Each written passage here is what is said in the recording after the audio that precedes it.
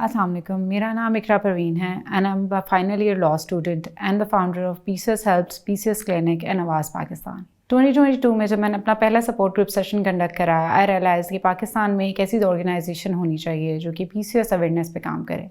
And this is how I form Pakistan first ever organisation working on awareness of PCS and other reproductive and sexual health issues. PCOS एक ऐसा hormonal problem है which may not lead to the development of cyst in the bodies of a female and can appear in the number of symptoms like irregular periods, hirsutism, acne, weight fluctuations, and mental health issues. These symptoms can vary from person to person and appears in the form of spectrum.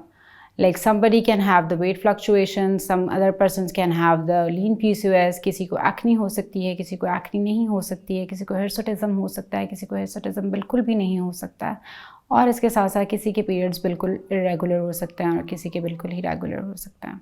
PCOS not only affects the body physically but also emotionally.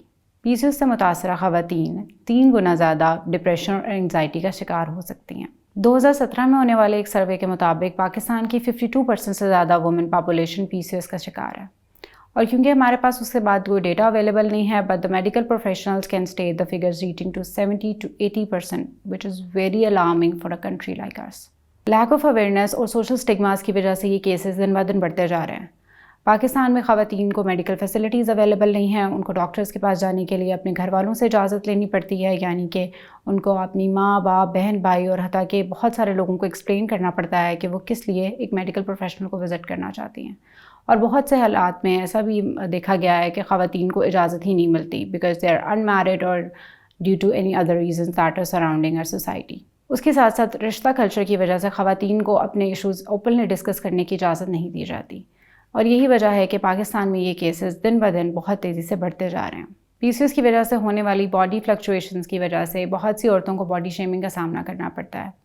जैसे कि during my campaign of PCOS awareness I met a woman who told me her story कि उसने अपने weight loss के लिए पता नहीं कौन कौन सी दवाइयाँ और कौन कौन से टोटके और कौन कौन सी चीज़ें ट्राई कर ली हैं, which has ultimately cause her more damage. इन सब इश्यूज़ को डील करने के लिए my organisation has a huge medical team to provide comprehensive medical advice to the patients of PCOS।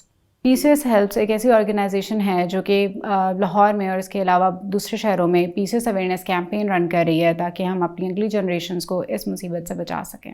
During our awareness campaign we visit different institutions जहाँ पे हम different age groups की ख़वातीन को PCOS और इससे मिलते जुलते मसाइल के बारे में आगाह करते हैं।